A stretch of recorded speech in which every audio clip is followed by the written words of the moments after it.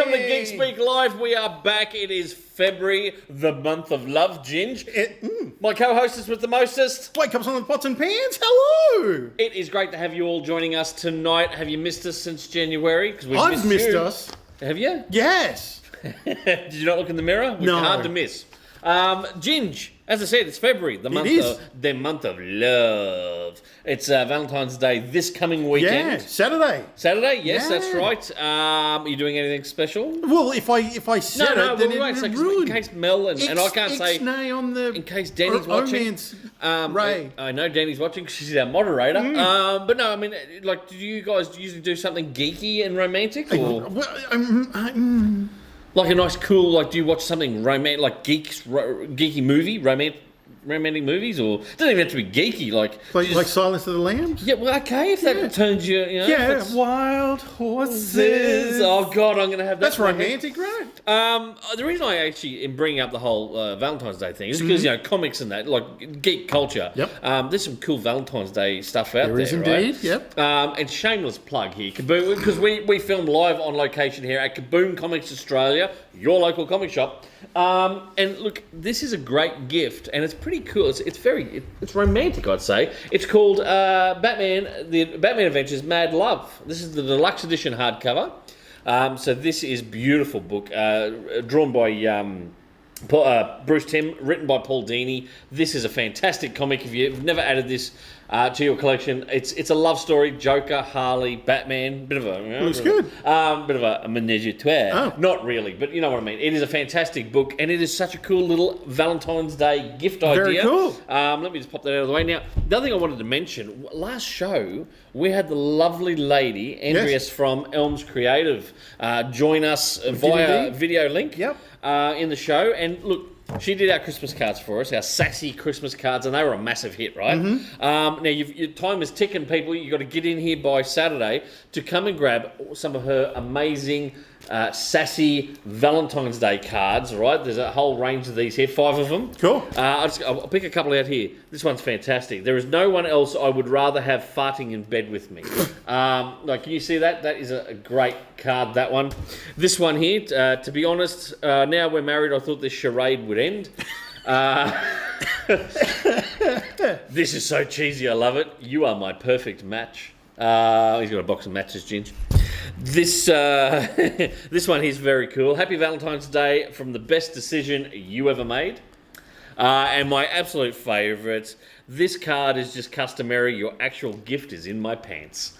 That is one of the best cards that I've seen in ages. They are your geeky Valentine's Day sassy cards available at Kaboom Comics. And the lady herself is watching. She says, "Hey, gang." Hello. So there you go. She outdoes herself every time when she does these cards. They are so fantastic. $7.50 available in store at Kaboom right now. Make sure you pop in and grab yourself one before Saturday to give to your significant other.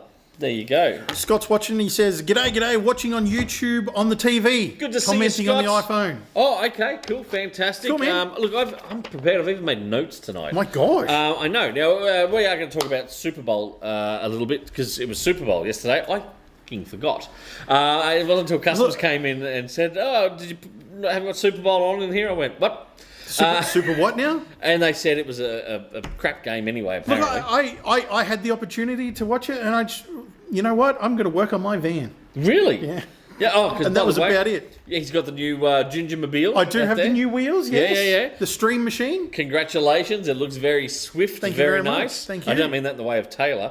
But it is a very cool looking van. It is. Are we gonna put like a distinctive thing on it so that people when you're driving around town, people know that's the Ginger Ninjamobile? What, like a miniature of me on top surfing, like Teen Wolf? That would be cool. Yeah. But can we get a pair of little boxer shorts, like surf shorts? We can work out something. Yeah, there you go. The Ginger Ninjamobile. My English is suffering tonight. Yeah. Now, to kick it along with, have you got anything you want to bring up first? No. Some of the Super Bowl stuff? Cliff Booth. Yes. It's Tarantino now that they're spinning it off into a from a Once sequel. Upon a Time in Hollywood. That's correct, isn't it? So it's a solo film based on. Yeah, on Cliff. It looks interesting, but yeah, I don't know. Written by Tarantino, but he won't direct it because he has that whole thing about he's only going to do 10 films. Exactly right. So what film is he up to now? How many has he done? I think he's up to number 10.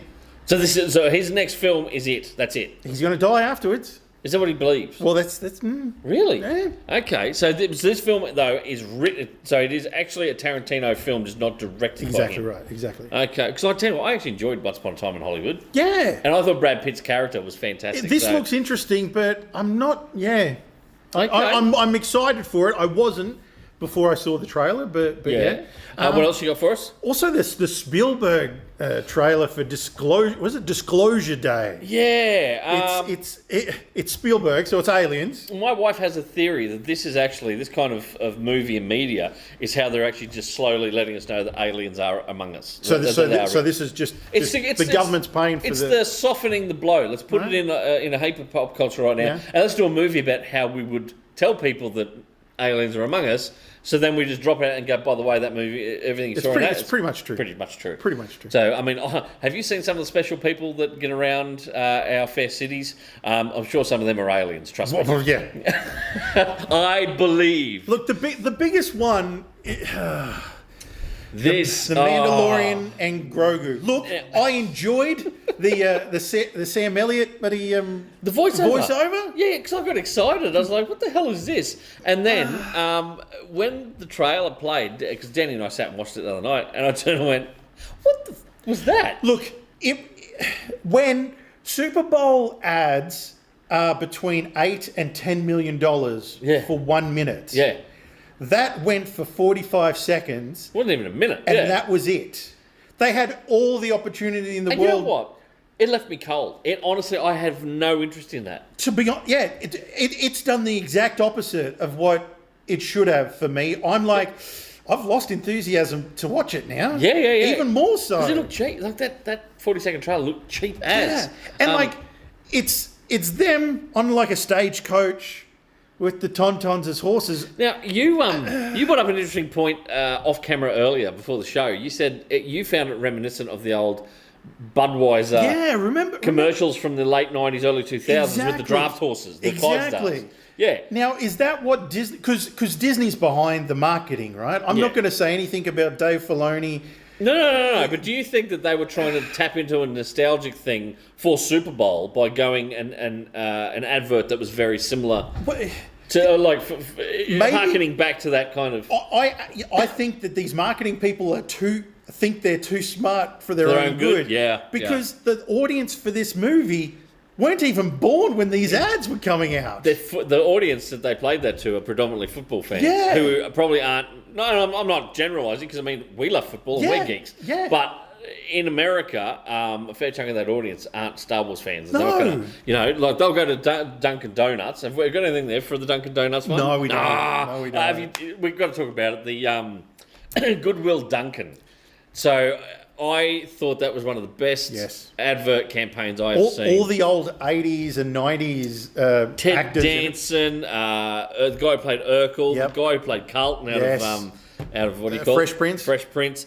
Jason Alexander. Yes. And of course, Ben Affleck doing his version of Good Will Hunting. And I enjoyed it. Laughed. I'm glad you sent it through to me, and I had to take a minute, and I just sat there and laughed my ass off at that. And you know what? I think they did a good job on the de-aging. Yeah. Ted Danson. I was like, damn, put him back in. Let's do a Cheers reboot and de-age him. And it was interesting because, like, a week beforehand, the Jurassic Park, was it the Infinity Internet ad came out where they de-aged the actors, and that kind of... They didn't... I actually watched it. Have you watched The Irishman? No. With Robert De Niro and Joe Pesci. So Martin Scorsese. Yep. And of course they de-age De Niro in it. And at the time I thought that's not too bad.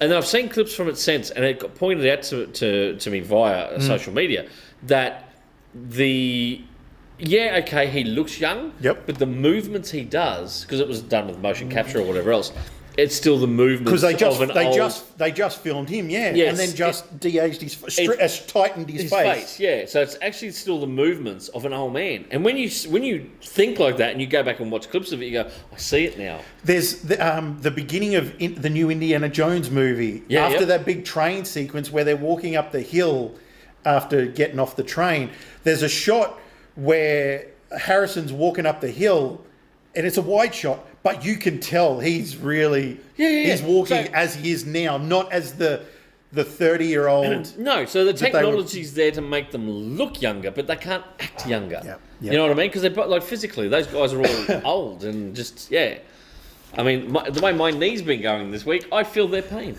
literally. Anyway, what else you got there for me? Scott said that ad was hilarious. It was on the Dunkin' Donuts one. Yeah, it was good. The rest felt very Hunger Games, very. Not a lot of other standout. There was I mentioned to you earlier a Hyundai ad with John Krasinski in it, where it was about how good Hyundai is and they're all their features, and it's like he's driving it in a movie scene kind of thing because there's like a ninja drops on the roof and all this kind of stuff, and it was kind of okay. But a lot of the other ads I saw, I just went meh. Yeah, the actual commercials, I just went no. Although the Guy Fieri one was the only one that I enjoyed. Is that where they completely changed his look? It's him where they I went back and watched the behind the scenes of it, and he said, I can't shave off the goatee because we're in the middle of filming a TV show. Yeah. So he's known for his look. Yeah, they did digitally do the beard, but he put a wig on and put the costume on. Okay. And his entertainment lawyer sent him a text message and said, what are you doing wearing my clothes? I always loved his, what was it, Hollywood... Diners, Diners, drive-ins and dives. That's it, yeah. I always loved that show. Yes. For years I used to watch it. His son started doing it with him. And I got to be honest, his son's a bit of a dick. You know what I mean? Like He doesn't have the personality. He doesn't have the personality. And there's little bits of episodes you watch and you can even see Guy wince. Some of the stuff he says, yeah. What else are people saying? Laura said, g'day from YouTube, gents and Danny. Facebook was playing up, so got to get in the chat another way. Well, at least you're there. That's what we like to see. Thanks very much. Paul asked a question earlier. What was Paul's question? Paul was saying, will Batman... Yeah, in the shop window, be getting any popping love heart eyes, like the mask? Yeah, well, Paul, that's Valentine's a good idea. Day. We've left our run too late. All the big like love heart eyes. No, we didn't, and we probably should. We'll make that a note for next year. That's a good idea. Any other messages there? That's it for everyone at the moment. Okay. Other things that we watched trailers for the other day. Danny and I, we watched a bunch of gaming trailers. Mm-hmm. And I found it really interesting. There's a new James Bond 007 game coming out, but it's young Bond. So it's him being drafted into or accepted into a revived 00 program. Cool. Right? So he's young, cocky, brash, and the gameplay, like with the what do you call it? Graphics make it look very cool. Yep. But the villain is Lenny Kravitz. Cool. Right? And so full on, they've just motion captured Lenny Kravitz. Right down to the tattoos, the dreads, everything else. Wow. It's his voice. They just call him something different. But essentially, I'm just sitting there going, I would be playing that game going, it's just Lenny Kravitz. Kravitz is a... Do you think they'll let him sneak in some of the titles into the dialogue? I don't know. Like, he's halfway through a sentence and then you're going to... Are you going to get my way? Yeah. Like, that would be cool.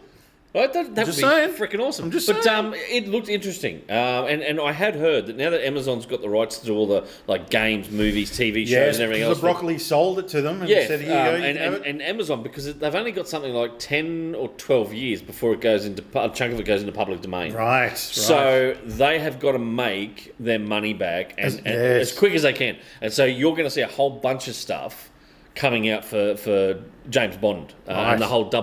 Well, there's talk that there could be a whole TV series based on other 00s and all this kind of stuff. Yep. So that whole universe, because anything they create new now and unique, they get to keep for, 70 years, 90 years, whatever the... 75 years, is it 75? Because they keep changing every 10 years. Yeah, because Disney keeps on going to the Senate to say, Hey, Yeah, we need to keep that for a bit longer. Change the laws, thanks. we want Mickey for a little while longer. But yeah, so that was really cool. We watched the trailer for the new Tomb Raider game, which is essentially a remake of the original Tomb Raider game, right? With updated graphics and everything else. And I must admit, it looked pretty cool. Cool. And then my wife got super excited because they're doing a remake of Halo. So essentially, same thing. They're updating Halo with the modern era graphics, but the same old storyline and whatever else. And I kind of went, wow, we've got remake TV shows, we've got remake movies. Now we're doing remade video games. Yeah. Like instead of going, we're going to create something new, it's like, oh, we're going to go back and remake it. And I'm kind of a bit worried. I'm like, are we losing creativity? Well, yeah, right? It's what everyone's doing, yeah. And so this brings me to my point of something else I want to bring up, right? I found this fascinating this week. Let me see if I saved it here so I can bring it up. While you're looking at that, Scott said about the James Bond game, this game will bomb. They did interviews letting everyone know they've updated it for modern times.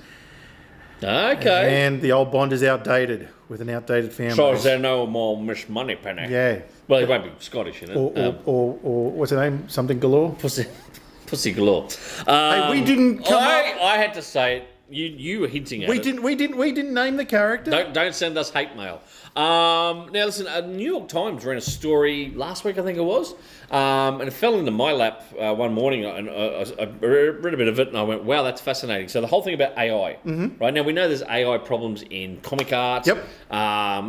Book covers. People have been in trouble for apparently using AI to create book covers. Yes. Obviously, things with you've been sending me cool little AI mini things where people have taken 89 Batman. Oh, the Tim Burton that looks Batman. incredible. That And footage. they've made these little mini fucking fan films. There was what was the Kenyan? There's a Star Wars one that's done with where it's a young Luke going off into this canyon and everything else. And They're incredible looking. It's like a 10-minute long fan film. You can. I cannot think of the name of it. I was literally talking about it last week to a customer. Anyway, there's all this stuff popping up with AI, right? It's now hit books. Like novels. Oh, okay. okay. There's a romance writer called Coral Hart, right? Is that her real name? Well, that's her pen name anyway. Right. So she used to write 10 to 12 novels. Are you writing these books yourself? No, under the pen name? I'm really Coral Hart. Right. No, but she used to write these 10 to 12 novels a year. She pump out holy shit, one man. a month, right? Yeah. Is she like L. Ron Hubbard? She doesn't do a second draft. They're those cheesy Mills and Booney kind of. Here's a mafia fantasy one, like romance one. Here's a medieval romance. So it follows the same formula and the same essentially plot line. Right. She just would pump them out, but she'd pump out 10 to 12 a year, so nearly one a month, right? So then she's decided I can do this differently. So she started using AI to full on. She'd do all the prompts, blah blah blah. AI would write. She'd give it the brief description of these kind of characters, these names, this blah blah blah, and it would spit out these novels. Right?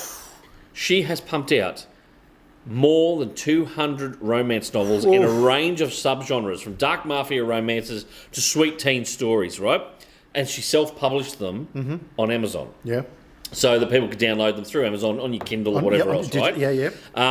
None were huge blockbusters, but collectively, out of the, say, 200 AI-written novels that she did, around 50,000 copies sold, earning her 6 figures, right? So... it's just casting the wide net, isn't it? And she said, if I can generate a book in a day and you need 6 months to write a book, who's going to win the race? That's how she described it in an interview, right? Some publishing houses are now having meetings going, how do we treat AI? Because there's actually one or two other novels that have come out recently that have caused a bit of a storm of controversy where AI prompts were left in, they weren't edited out. Oh. So people have bought these novels, reading them and going, what the fuck, this is an AI prompt left in the text. Holy moly. So now they're having these these discussions going, what are we going to do going forward? Because some people have gone, you're not going to be able to stop this. No. Right? No. And if it means you can pump more books out and stuff like that, that's their argument going, well, if people are happy to read them, if it's they're still getting enjoyment out of it and they're happy to pay a couple of bucks for it, what's the problem? Whereas other writers are going, God no, you should be cracking down on this and banning it completely, okay? But one, and I can't remember the author's name, one very prominent author in America who write these kind of novels has come out and said, very soon, to get a completely human-written novel will be a luxury because AI is eventually, they feel, is going to take over everything. Do you think it's going to be a bit like, we had a little bit of a resurgence in recent years of handmade products like leather working and stuff like that, and watches and stuff like that, where people are going back to a more, hands-on and physical approach. But there's you can't tell me that you don't, if you're hungry and you go, well, we could go out for like a 5-star meal, but we could also go through the drive-through. Oh yeah. I'm horrible. I'll go through the drive-through 9 times out of 10. Is it going to be like this? Like, I think you could go buy the novel that's written by Stephen King, or you could quickly download something that someone's AI's banged out in a couple of minutes. Someone's quickly gone through, done a rough edit on, and uploaded it. Right. There's going to be an audience for that, isn't there? And obviously there is. She sold 50,000 copies of 200 different novels, which you'd look at it, most people and go at times and go, well, that's not great sales. That 50,000 copies over 200 books still pulled in her 6 figures for her. So the money's there obviously for her. But my long-term thing is, right, eventually it'll get to a stage where every man, you and I will be able to sit there and put in prompts and write our own novels. Why would we buy them then? We just do it ourselves. And that's the problem. It boils down to movies, comic arts, music, whatever. If everyone can suddenly do it themselves, then creativity has no value. There is a website at the moment that they're publishing, and they're really pushing the AI data into. It's a TV series that you can just type the prompt of a TV show that you want to see, and it pumps it out, and it'll pump it out, and it'll actually generate it, and you can sit there and you can watch. And that's what I mean. Like, no one's going to be able. There'll be a limited handful of corporations in the world that will make money off this because you have to pay a subscription to get that particular AI generator or something like that. But no one else is going to make money out of it. There will be no writers, no artists, and I just don't know what the long-term plan is for these companies. Tell us your thoughts in the comments. Now that we've opened that can of worms up, or we want to hear what you out there think about the whole AI thing, especially things like novels and stuff like that. Would you read an AI written novel, or let us know? Would you watch? Look, if you could watch, if you could create your own Batman fan film through an AI prompt and pay a subscription, would you do it? Well, I mean, some of the Batman '89 stuff we've been watching this week that's been online, I watched it and enjoyed it. You're sold. Yeah, you're sold. There you go. Scott says, "Whoa, that's crazy." Paul said, speaking of remakes, the Muppets remake was fantastic. That's right. Really? The Muppets TV show. Who's in it? Special. Who's in it? What do you mean, who's in it? Well, I mean, I know the Muppets Kermit's are in it. I know Kermit the Frog. And Miss Piggy would obviously be there. Are we allowed to call her Miss Piggy nowadays? What? That's her name, isn't it? Yeah, but I mean, like, are they changing everything else? Like, that's... You wonder. I just noticed I'm doing the Graham Kennedy thing. Paul said, you still have to be creative prompts. Oh... Yeah, that's stretching, Paul. That's stretching. No. Laura, the AI art and creativity makes me feel sick and gives me the shivers. But yeah. It's inevitable. It feels like it's inevitable unless people start making a conscious sense. So some of the big comic conventions in America, San Diego is one of them actually, has flat out gone, we are cracking down. If you have anything AI generated, even your back, like a poster behind you or something like that, you'll be booted from the convention. So... yeah, they're taking a really hardline stance this year. Danny said, I think there will be a trend of labelling work as AI or human-made and letting the customer decide. Yeah. Oh, I think so. Sure. I think, but that's the 100%. thing. You have to be able to make people do that. Label it, because otherwise it'll just be a guessing game.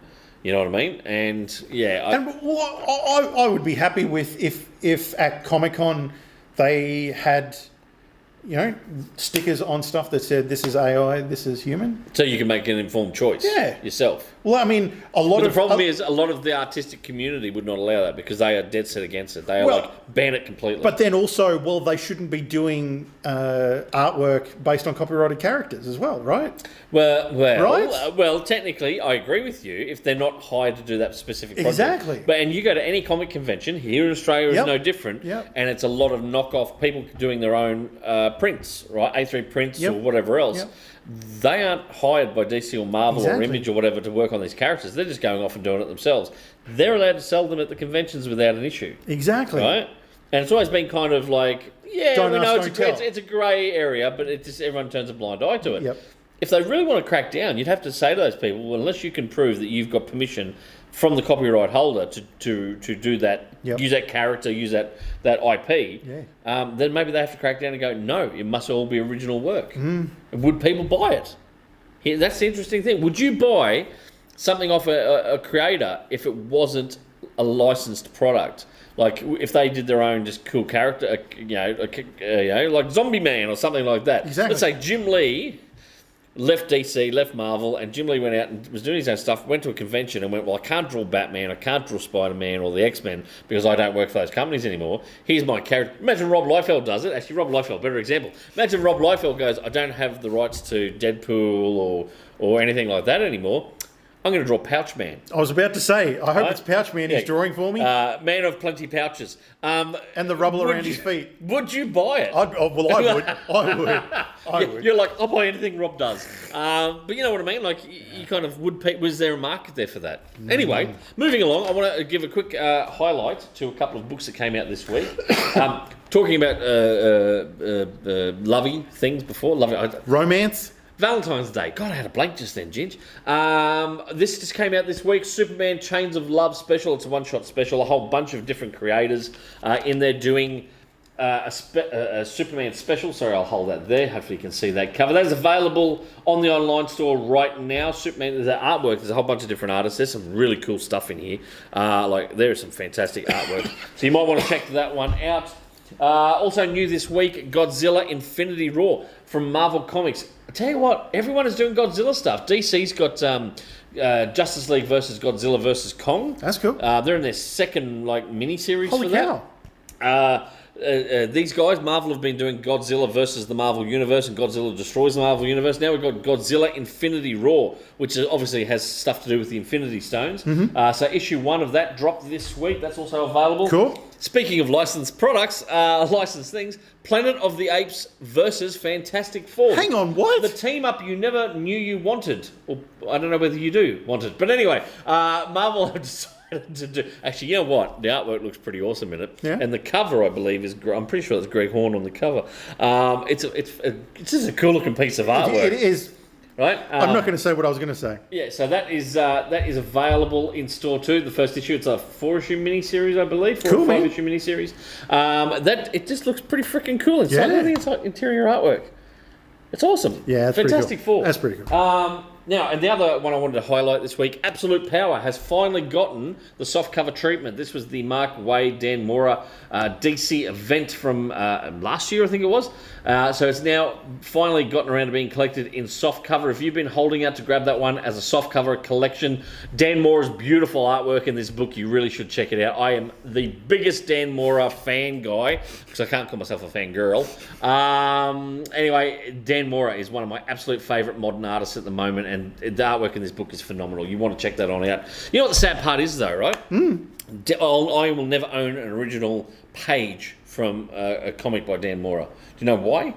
Because he doesn't do old-fashioned pencil on paper, on board, comic board. Everything Dan does is digital. So he does the digital drawing, and then he inks most of it himself. I think sometimes he even colours parts of it, that's what allows him to pump out so many books a month that he does, because he does a couple of issues a month, like two or three books a month, plus covers for a bunch of other books. So the guy is prolific, fantastic artist. You can apparently get commissions off him.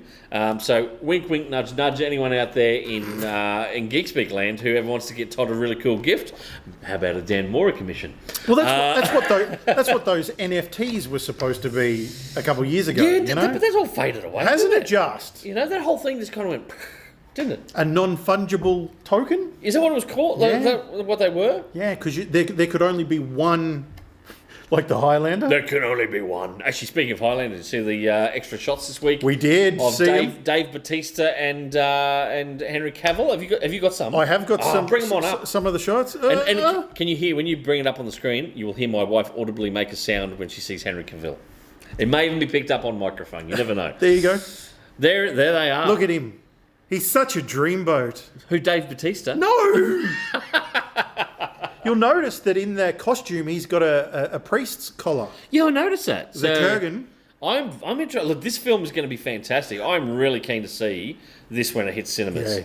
And remember that at the end of last year, Henry was training for this, and he injured himself, and they had to push back production to this year. And so I imagine the quickening is happening there, right? I reckon as so. they're floating in the air there. You reckon in a car park in the middle of. I think you may have nailed it. I'll tell you what, I'll be watching it. It's one remake I'm actually looking forward to. Look, everyone keeps on saying about how great the original one was. And the Queen music? No. They just say about the Queen music being the best soundtrack of any soundtrack that's ever existed. And I went, they are actually using Batman Queen's, Forever. They are using Queen's music for the remake as they? well. Yeah, I got told that the other day. Really? The soundtrack will be Queen's music again. So nobody lives forever. Well, apparently Really? Queen does in the Highlander movies. You got some other movie stuff there to talk about? Look, the trailer came out in between the last episode and this episode of a little-known movie called Masters of the Universe. I have the power! Oh, man. Look, bring up a shot from it. Look. Does that make you weak in the loincloth, Ginge? I tell you what, though. Now, listen. I grew up I was never a huge fan of He-Man. My older brother Kent had the toys. He had the Grayskull Castle play set. No way! Oh yeah, he had all that cool stuff, Cringer and all that kind of thing. So I was on the periphery of it. I wasn't a huge He-Man fan. Okay. I never really watched the cartoons, the Really? remakes. No, the remakes they've done.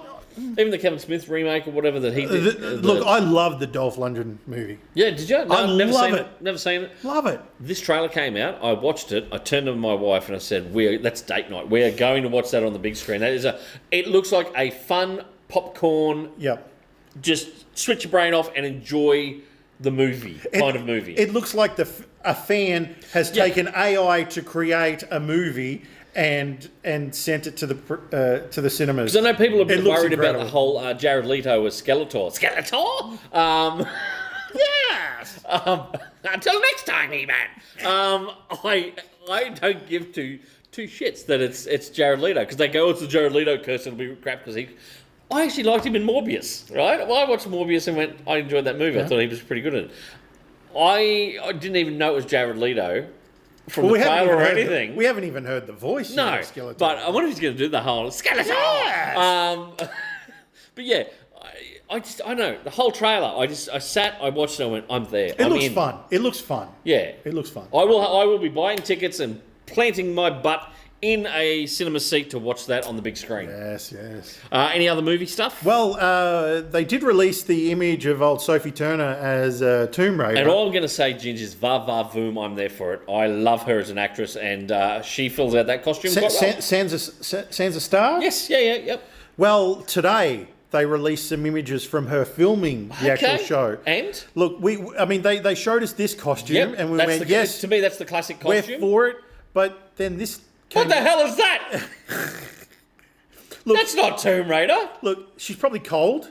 You know, she's skydiving in the highlands. Yeah, but still, please tell me that there's that's not the new costume that's actually. That's a costume. Okay, so she's going to have multiple costume changes. Well, I mean, you know, there's that costume, and then you know, one thing led to another today, and people just went, you know what? So maybe this should be the costume. There's already been a fan edit. That's it. See, they probably used AI to go and fan edit that. Yes, of course, to make the fanboys happy. But yeah, look, I'll be honest. Look, I don't care as long as if that's just a costume she wears in it, cool. If they've done the old bait and switch and they've gone, oh no, we're actually updated it for modern audiences and for modern times, and we're going to cover her up. It's not Tomb Raider to me, right? That first one, bringing her back up, that one, yeah, that's it. That to me, it screams Tomb Raider. Yeah. That is the same kind of look off the covers from the Top Cow comics in the late 90s, early 2000s. I love the red sunnies. The red sunnies. You've got to have the red sunnies, eh? Like, she looks awesome there. Yep. Did I tell you we actually only watched the Tomb Raider film, the last one, only a couple of weeks ago? I had missed it when it first came out. Oh yeah, what was the name? Something Vicar. Alicia. Thank you to our moderator for that one. Did you pick up the name? No. Say it again. Alicia Vikander. Thank you very much, moderator Danny. I thoroughly enjoyed it. I actually thought it was quite a good film. And it was more based on the video game at the time, right? Yes, I think it was very closely. I've never played that. I know Danny has. She's played that game. But yeah, look, I enjoyed it for what it was. Cool. So, because I remember at the time, I don't know why we didn't see it at the big screen. We probably just got busy or something like that. But yeah, sat and watched it at home the other week and went, that was really good. You know, anyone else out there watched it? Tell us your thoughts. Put some comments Give down us your below. opinion. Talking about movies that we missed at cinemas. Yep.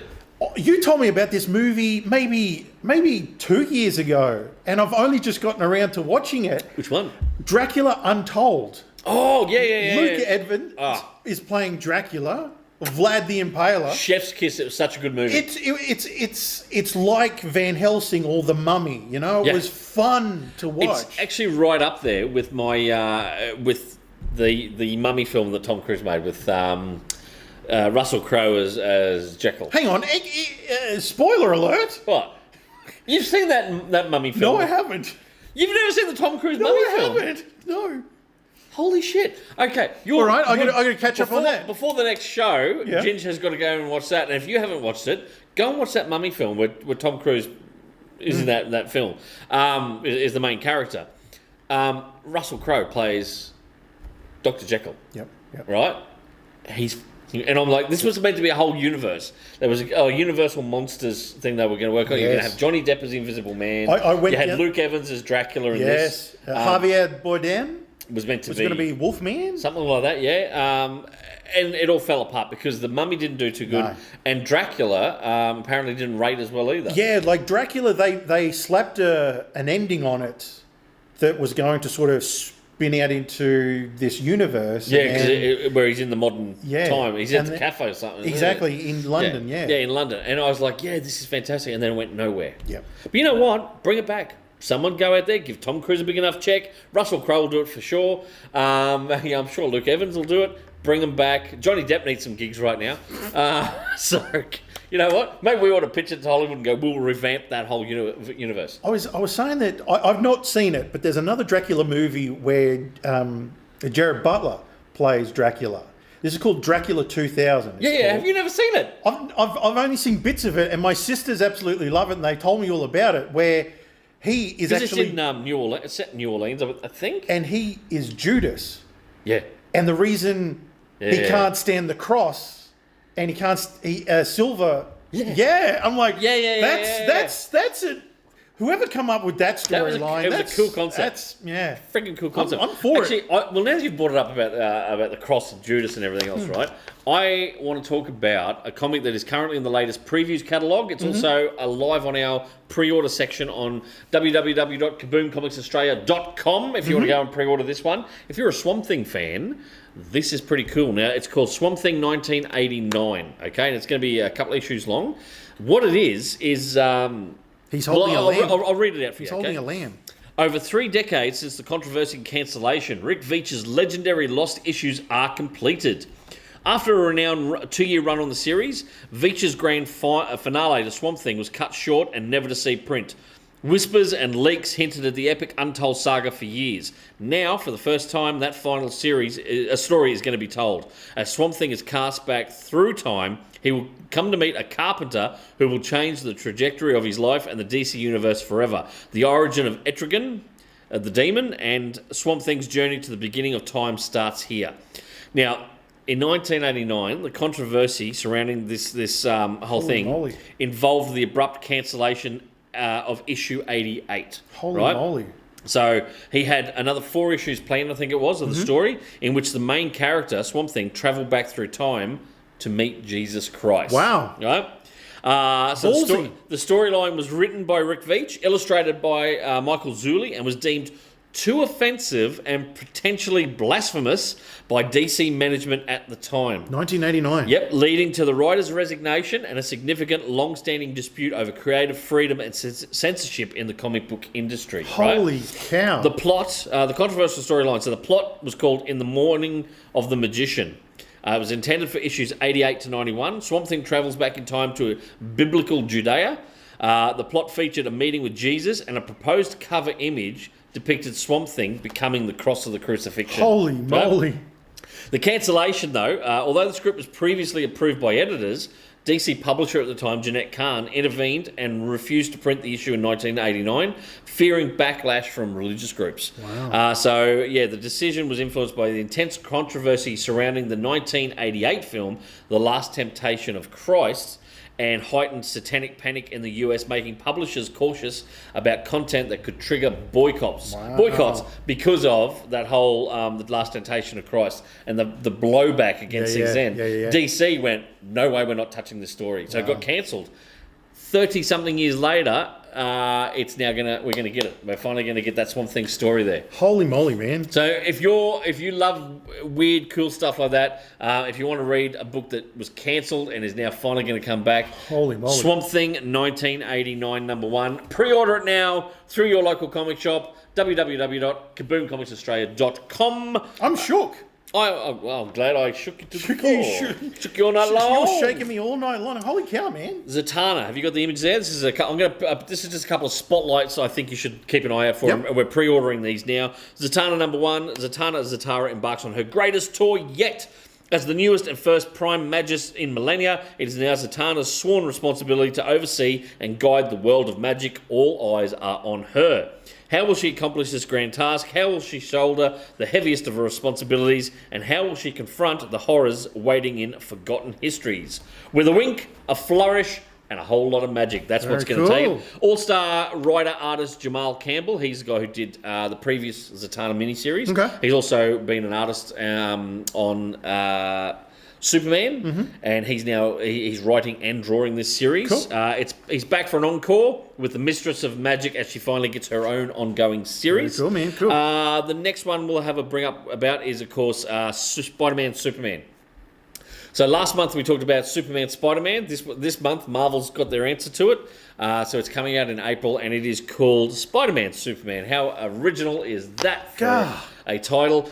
Let me read you quickly a little bit of the solicitation. Thwipping away. 50 years ago, DC's Man of Steel met Marvel's friendly neighborhood wall-crawler, and the world of comics has never been the same. So in celebration of that historic milestone, thrill to all new tales featuring Spider-Man and Superman together with their friends and foes. So Brad Meltzer and Pepe Larraz will pit Spider-Man against Superman against Lex Luthor and Norman Osborn. We're going to see Spider-Man Noir encounters the original Golden Age Superman. There's also going to be symbiote hordes invade Metropolis as a new War of the Realms ignites in another story there by Jason Aaron. There's a whole bunch of short stories in that book. It's available for pre-order now as well. Batman, Wonder Woman, Truth. Now, this is a one-shot, apparently. Okay. Written by Jeff Loeb, the guy behind Batman Hush and Superman Batman, and artist Jim Chung. So this is Batman and Wonder Woman team up for a classic caper brought to you by DC Comics. The lasso of truth has been stolen, and the Cape Crusader and the Amazon Princess race to ensure the safe return before it falls into the wrong hands. You won't want to miss this. This is the aftermath of Batman Hush and all that, and it's Joker and Harley Quinn along with Wonder Woman and Batman. Cool, okay, man, cool. So that one is Batman, Wonder Woman, The Truth. If you are an Aliens fan, you're going to want to check out Alien Kingkiller from Marvel Comics. When humanity has already lost the war against the xenomorphs, what remains? Set on a planet overrun by the savage alien species and the dregs of humanity, they cling to the protection of the mysterious siblings known as the Three Kings. But these three warlords have a fourth sibling who is out for revenge. And the humans remaining protectors, are harbouring secrets deadlier than the aliens could imagine outside their gates. The first chapter in one of the most epic and darkest eras of Alien universe. That is Alien Kingkiller. Interesting. And Ginge, Civil War, one of the absolute top sellers of Marvel. This book still sells as graphic novels. It's one of their top 10 books every year. The original written by, of course, by Mark Miller. So they're doing a book called Civil War Unmasked. Now, whose side are you on? Revisit the event that unleashed shockwaves across the Marvel Universe in this 5-issue miniseries following the unseen stories of Iron Man, Spider-Man, Goliath, Tigra, and Captain America before, during, and after the events of Civil War.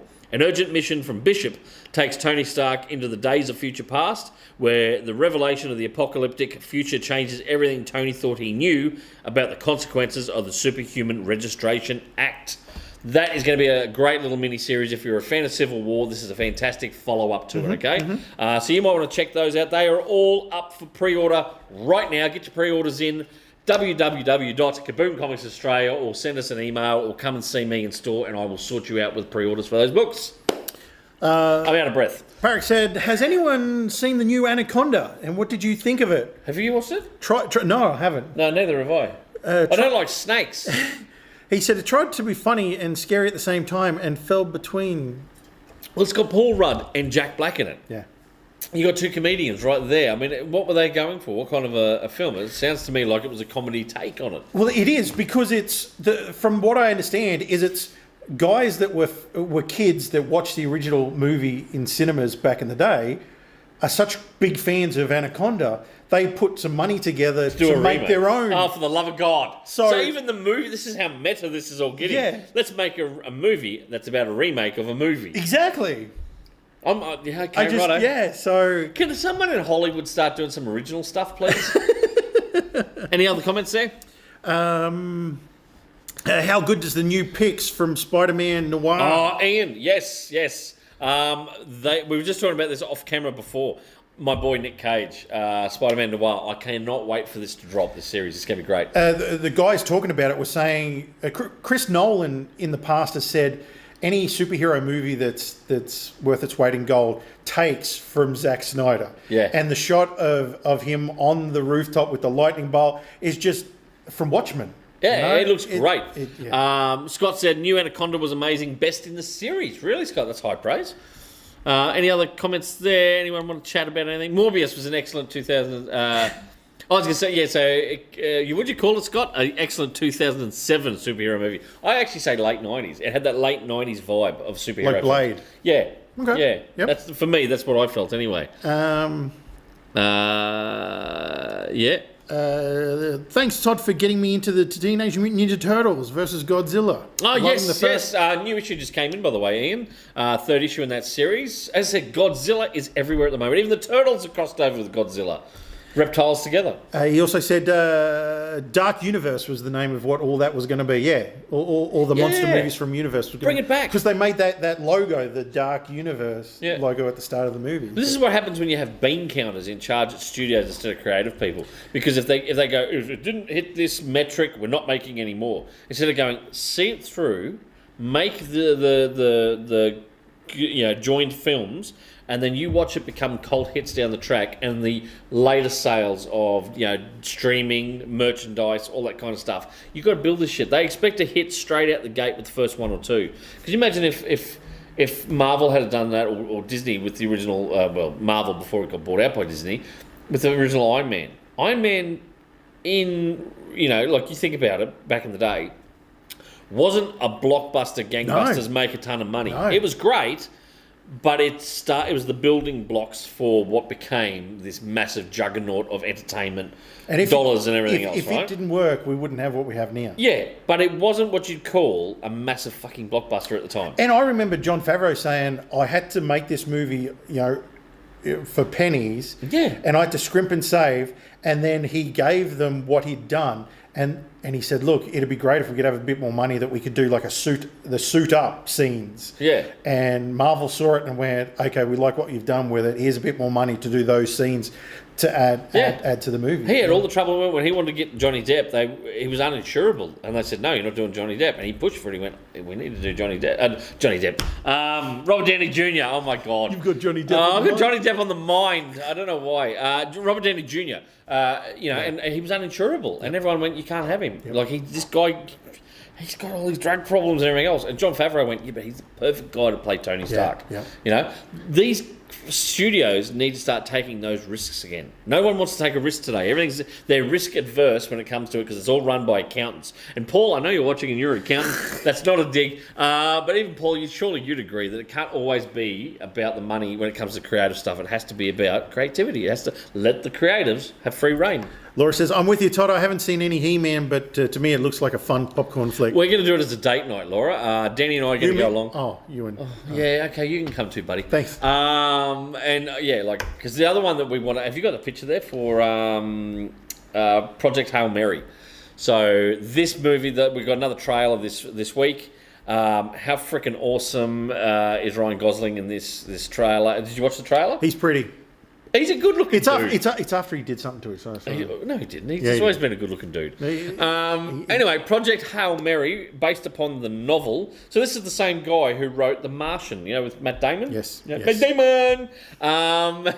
Anyway, I was reluctant at first. My darling wife said, let's listen, because we listen to audiobooks sometimes when we're driving to and from Brisbane on a weekend. Mm-hmm. And the darling wife said, can we pop this on, this Project Hail Mary? And she goes, it's a space one. And I'm not a space guy. Do you know what I mean? I don't do space movies, really. What? I'm spacey. And you don't and you don't like Armageddon type movies. No, I don't do that either. We're at the end of the world. And this type is stuff. both. It's in space and it's the end of the world's happening. If he doesn't go to space and stop this thing eating our sun, humanity's buggered, right? Okay. So I went... So already you've got two crosses on it? Two crosses against it. And she goes, it's the same guy who did The Martian and you really enjoyed The Martian. I went, righto, pop it on. Yep. We'll give it a chapter or two. If I'm not hooked, then it's over. We listened to the first 2 or 3 chapters and Danny's like, do you want me to turn it off? I went, no, just keep it going. I got hooked. So thoroughly enjoyed the audiobook. And then when they said they're casting Ryan Gosling, I was like, okay, interesting casting for this. And I'm there. I'm in. I'm going to watch it. It's another date night for us to go to the cinema. Like last year, we barely went to the cinema. Mm-hmm. We went a handful of times. Superman was one of the main things. This year already, we've got about 4 or 5 films that are penciled in as date night movie, date night worthy movies to go and see on the big screen. Right. But anyway, I have a problem though with Hollywood and their trailers. Right. Yeah. So if you've ever read the book or listened to the audio book or whatever else for Project Hail Mary, right, there's some cool shit that happens that it's built up to, right? They have gone and shown all of that in the trailer. And so you've essentially got most of the fucking plot in the trailer. All the cool bits, the cool reveals, have already been revealed in the trailer. Yeah, the only thing left now is the AI written dialogue between the cool bits. And I know it really bugged Danielle. She watched it and went, oh, why have they got to do that? I'm like, because apparently studios today are aiming at the lowest common denominator and they are bombarding you with all the stuff because they think that people don't have the patience to actually watch a film and understand it and build up, They're banking on people not retaining that information. Everyone, in the trailer. Well, like Matt Damon said in an interview about The Rip recently, where he's like, Netflix said to them, you've got to say the plot however many times. You're going to have an explosion in the first couple of minutes, blah, blah, blah, because people are watching stuff on their phones doing this. Second screening. Yeah. Is that what they're calling it? Second screening. Screening. So, he said him and Ben had to kind of keep that in mind when doing The Rip for Netflix, because Netflix is like, you've got to add these to movies nowadays. You've got to have, is it 3 or 4 times throughout the movie you've got to reference the plot? Right? What's happening. And it needs to be in dialogue too to explain everything. Yeah, and you've got to have an explosion within the film. Something major happen in the first 5 minits, isn't it?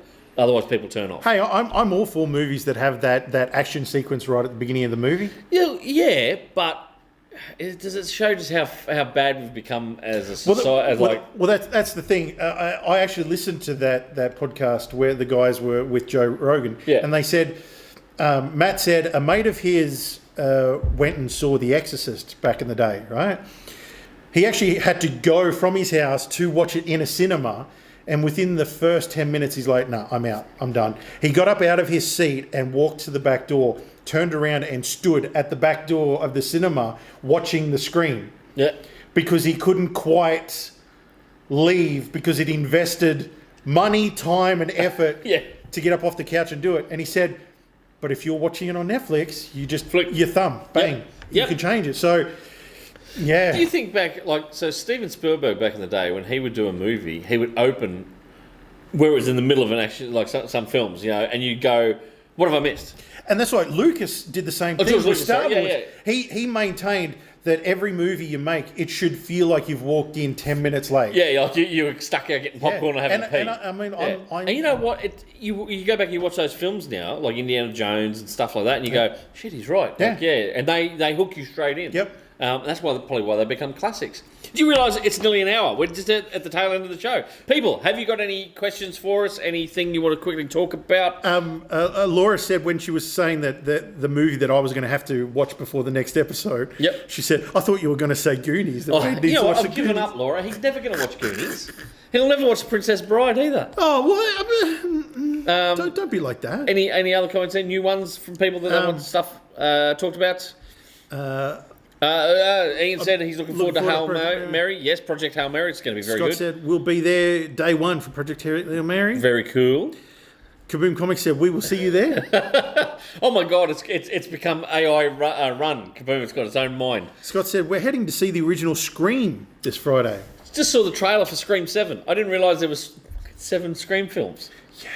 I could not believe it. And was it Nev Campbell wasn't in the last one because they wouldn't pay her what she asked for? So she's in this one because it focuses on her daughter. Ghostface is coming after her daughter. It looks like they've come to the... Yeah. I watched the trailer and I went, probably go and watch that. Really? Not on the big screen. I'd probably watch that at home. Yeah. Denny will not watch it because she's like you. She's a wuss. Right? Thanks. Does Mel like watching scary stuff? I've never asked because I'm a wuss. Right, well, ask her, because I'll tell you what, I'll take Mel to the bloody movies. You and Danny can watch some sappy stuff, and I'll take Mel to watch a bloody horror film, because we can't watch horror anymore. No one's into it. Scream 7 soon looks okay. Yeah. It's cheesy slasher horror film. What is this? Horror slash. That's what that is. Scott said, yeah, I watched that Joe Rogan one as well. Affleck and Damon were brilliant. Insights into the industry. Yeah. Oh, sorry, I had to. What is JRE? That's Joe Rogan. Right. Okay. I have my TikTok, right? Because I'm a ticking and a tucking. Is all like the last couple of weeks just interviews and different things with Ben Affleck and Matt Damon. And you know what? A bit like us, buddy. They seem so happy to be working together. And just doing this film, like they had a blast doing this and promoting this. I think. And I remember in the interview I saw where Ben's saying, "Yeah, we did a few movies together at the start of our career, and we went, we don't want to be Abbott and Costello. Yeah. We want Dean Martin and Jerry Lewis." They said, "Right, let's go do our things." And then he said, and then it ended up like being 10, 15, 20 years that we kind of didn't do anything. No, because they went off in their separate. Like they ran that. What's the company? Is it Artist Equity? Artist Equity. They did that stuff, but they weren't acting together, or they did little cameos, like on Jimmy Kimmel and stuff like that. You know, with the banging Matt Damon or banging Ben Affleck, and then the obligatory Kevin Smith movies. Yes, it was Loki and Bartleby. Is that his character? Yeah. There you go. I should know that, being a Kevin Smith fan for years and years and years. Anything else there? Latest comments down the bottom there. Scott says, I refer to you guys as clerks when I mention you to my American mates. But I don't have the hair anymore to be Dante. Laura said, we have enjoyed every Scream movie. Well, I have. Scotty likes 1 to 5. Yep. Really looking forward to rewatch 1. Actually, I would have to go back and give number 1 a rewatch. I enjoyed it back in the day. It's also, like, I Know What You Did Last Summer. I used to love those back in the day. Did you see? I saw Jennifer Love Hewitt say that there was a competition where if you won the competition, you'd be brought on set for the day. Yeah. And it was the scene where they're filming the bit on the road. Yeah. And as part of the competition, the person who won got to give their ideas to the scene. Yeah. It was the kid's idea for her to scream out or be in the middle of the road, put her arms out and go, "What are you waiting for, huh?" That was that kid's idea. And she said, when I did it, I felt like an idiot. But that's the scene that they use in the trailer. They use it every time that there's any... It's iconic. Yep. So good on that kid for his suggestion. Good on him. Well done. We never ever had a chance to win competitions like that over here because they'd never fly. They're like, we'll fly you, all expenses paid, blah, blah, blah. And then no Australian ever seemed to win those competitions because it's too far and too expensive to fly you over for that stuff. Yeah. Anyway, we're just a little bit angry that we always got overlooked for stuff. Yeah. Anything else planned, geeky-wise, coming up for you? No, not really. I was just looking to see if there's any shots or anything that we haven't spoken about. We're still working our way through Fringe. We're up to season... we just started season 4 last night.